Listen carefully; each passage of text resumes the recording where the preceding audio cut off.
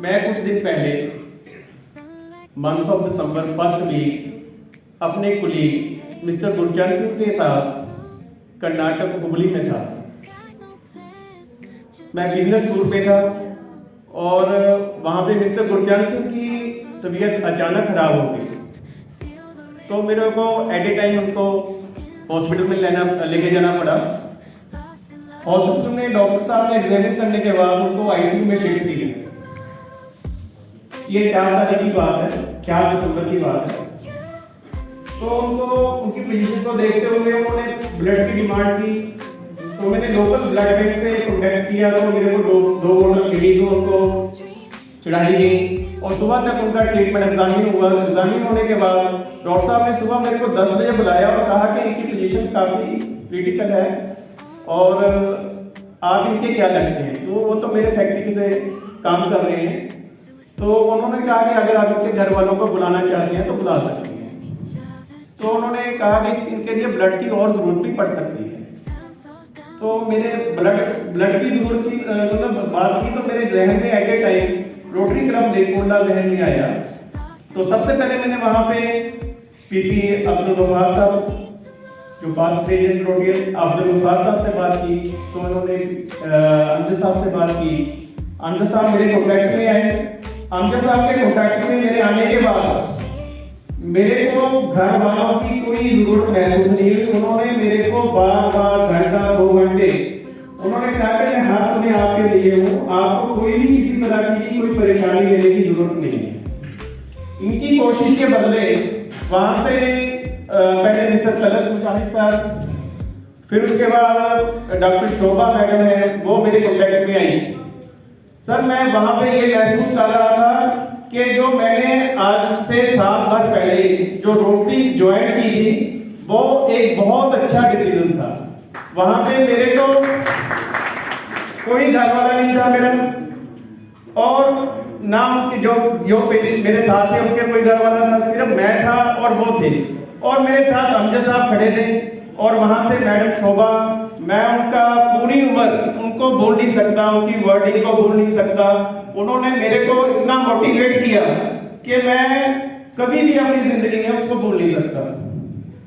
Sir मैं एक और बात कहना चाहता हूँ, जैसे वो उनकी तबीयत बिगड़ती गई, डॉक्टर साहब ने कहा कि इनको शाम तक आपको क्लियर करेंगे कि इनको क्या है क्या नहीं। इनका बायोप्सी टेस्ट होगा। बायोप्सी टेस्ट के दौरान उनकी तबीयत और बिगड़ गई और उनको डॉक्टर ने मेरे को बुलाया कि इनको वेंटिलेटर पे ले जाना पड़ेगा। तो तुरंत मैंने अमजद साहब से बात की। अमजद साहब ने मेरे को बताया बेटा कोई घबराने की जरूरत नहीं, बाकी ऊपर वाला जो करेगा इनके लिए वो ठीक ही करेगा, तुम्हें घबराना नहीं, मैं तेरे साथ खड़ा हूँ, कोई बात नहीं। अभी हमने तलत मुजाहिद साहब से बात की है, अभी मैं कोई डॉक्टर लाइन के जो रोटरी मेंबर हैं उनको ढूंढते हैं नेट पे जो भी है। तो मैडम शोभा कॉन्टैक्ट में आई। मैडम शोभा ने फ्राइडे को 10 साढ़े 10 बजे मेरे को कॉल की, सॉरी 9 साढ़े 9 बजे कॉल की कि आप पेशेंट का नाम बताइए, क्या डॉक्टर कौन डील कर रहे हैं। मैंने उनको सारा उनको बायोडाटा दिया। उनको कहा कि डॉक्टर तिलक डील कर रहे हैं, आईसीयू इंचार्ज हैं। तो उन्होंने कहा कि बेटा मैं आपको बता दूँ सारा जो भी है इनका पोजीशन का। तो उन्होंने मेरे को कहा कि इनकी पोजीशन काफ़ी क्रिटिकल है, हो सकता है घंटे 2 घंटे में इनका डेथ हो जाए।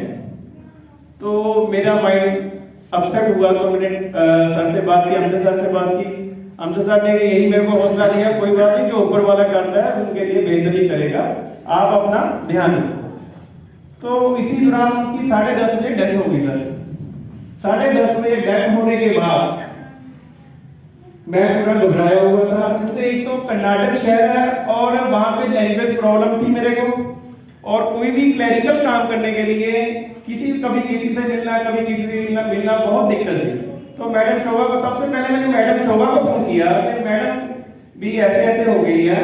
उन्होंने मेरे को हौसला दिया कि आपको घबराने की बात नहीं, आप मेरे से क्या चाहते हो। मैडम मेरे को यहाँ लैंग्वेज प्रॉब्लम है, तो प्लीज आप किसी की ड्यूटी लगाइए या किसी की जो मेरे साथ आके जो क्लरिकल जो भी है फॉर्मेलिटीज है वो पूरी कर ले। वो डॉक्टर शोभा अपना हॉस्पिटल चला रही है वहाँ पे। डॉक्टर उन्होंने अपने मैनेजर थे, डॉक्टर उनका नाम था बाट्रा साहब, उनको मेरे पास भेजा, वो मेरे पास 11:30 बजे तक आ गए। इन्हीं 10:30 और 11:30 के दरमियान मैंने अपने तौर से नेट से फ्लाइट का रेट पता किया कि डेड बॉडी को कैसे ले जा सकती है, कैसे है, तो क्या प्रोसेस है, हुबली से क्या प्रोसेस बनेगा। तो मैंने अपने तौर से जब डेड बॉडी के बारे में पता किया कि इसको कैसे ले जा सकते हैं, तो कार्गो ये इंडिगो वालों से मेरे कॉन्टेक्ट में आए, तो उन्होंने मेरे को कहा कि डेड बॉडी को आपको साथ ले जाने के लिए 11 लाख रुपया लगेगा। एकदम मेरे लिए 11 लाख, सर ये किस चीज का है 11 लाख? उन्होंने मेरे को बताया कि यहाँ पे जो हुबली शहर है ना, यहाँ पे कार्गो नहीं है, डेड बॉडी कार्गो में जाएगी। तो यहाँ से आपको उधर कार्गो स्पेशल आएगा, वो हैदराबाद जाएगा, फिर हैदराबाद से फिर जाएंगे। उन्होंने काफी मेरे को लंबा चौड़ा बताया, मेरे उलझ गया मैं सारा। इन्हीं दौरान में मैडम शोभा ने जो मिस्टर बाटरा जी को भेजा था, वो मेरे पास पहुंच गए। इतनी बात सुनाने का मकसद यही है सर, भी मेरी हेल्प कैसे हुई, रोटरी क्या कर रही है, मैं वही इसीलिए आपको थोड़ा सा डिटेल में जा रहा हूँ, सॉरी फॉर टाइम। तो हाँ, तो मिस्टर बाटरा जो मेरे पास आ गए सर, वो 11:30 बजे मेरे पास आ गए। 11:30 बजे आने के बाद उनको मैंने अपना सारा बताया कि सर मैंने कार्गो वालों से बात की है, वो ऐसे कर रहे हैं, ऐसे कर रहे हैं। वो कह रहे फर्स्ट ऑफ ऑल आप अपना परेशान ना हो, वो लगी है रिसेप्शन पे चेयर, आप आराम से बैठे, अब ये मेरी ड्यूटी है, क्योंकि वो ऑलरेडी इस क्लिनिकल हॉस्पिटल के रिलेटिंग वो सारा कुछ जानते थे। तो उन्होंने फर्स्ट ऑफ ऑल तो उन्होंने कहा कि हमने जो डेड बॉडी यहाँ लेके जानी है यहाँ से, कि हमने इनका वो पोस्टमार्टम नहीं करवाना, क्योंकि अगर पोस्टमार्टम हो गया तो यहाँ से जो भी कानूनी कार्रवाई होगी, पुलिस का चक्कर पड़ेगा, फिर होटल, क्योंकि होटल में ये बीमार हुए थे, होटल के 20 पंगे पड़ेंगे, वहां तक आपको झेलने पड़ेंगे। तो मैंने उनको कहा कि मैं तो एसएमओ को मिल गया हूँ, वो मैडम है, वो है इधर कर्नाटक की, लेकिन मेरे से जो भी बात हुई है, जो मैं समझा पाया हूँ या वो मेरे से समझ पाए हैं, वो ये कह रहे हैं कि विदाउट पोस्टमार्टम यहाँ से आप ले जा नहीं सकते। वो कह रहे हैं कि चलो आप मेरे साथ चलो। तो मेरे को एसएमओ के ऑफिस में लेके गए। मैं वाड्रा साहब की वर्डिंग और वाड्रा साहब की उनसे बात करने का तरीका, मैं खुद एक चेयर पे साइड पे बैठा देख रहा था। वो इतनी तलखी से बोले कि ये एक नेचुरल डेथ है, इसमें आप किस चीज का पोस्टमार्टम करना चाहते हैं, किसको बम्पिंग है, ये जो भी है नेचुरल डेथ है। उन्होंने किसी ना किसी तरीके से उनको कहा कि ये इसका पोस्टमार्टम नहीं होगा।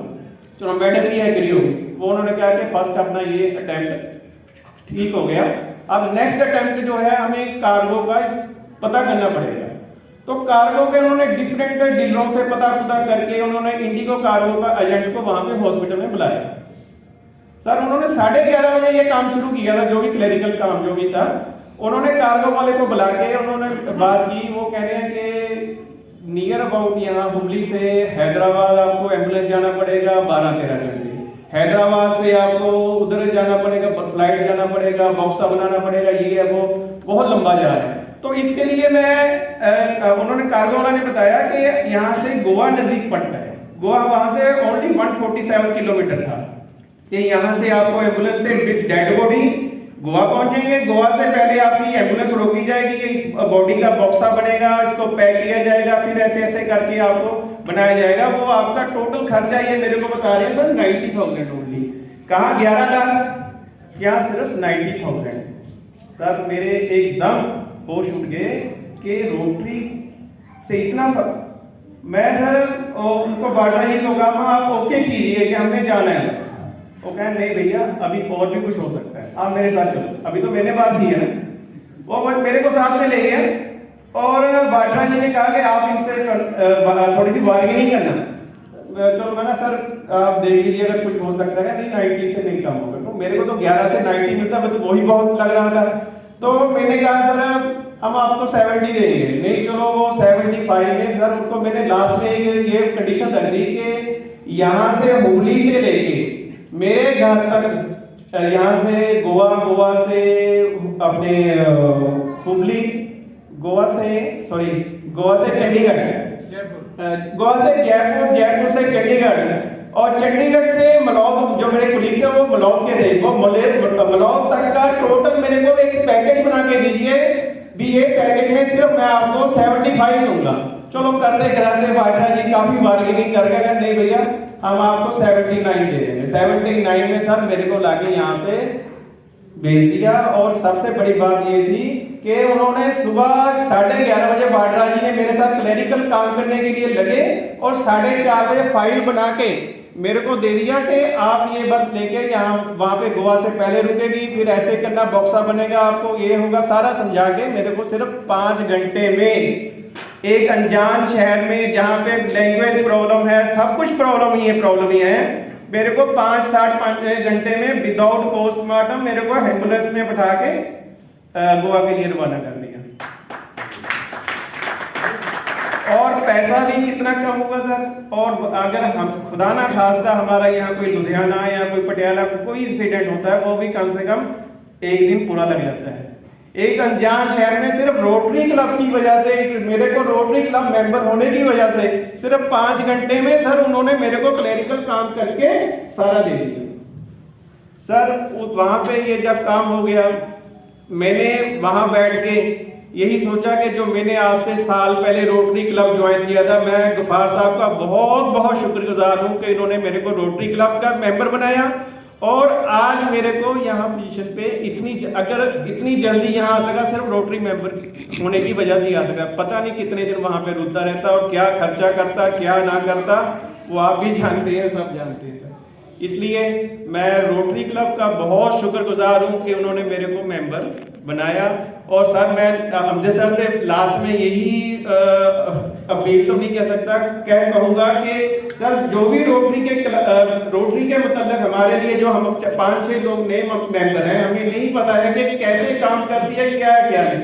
चाहे जैसे मीटिंग हो रही है यहाँ पे हर महीने बाद जो भी है, हमें आधा घंटा प्लीज आप क्लास लगाएं, बताएं हमें क्या कर सकते हैं, हम क्या कर सकते हैं और रोटरी हमारे लिए क्या कर सकती है। Thank you.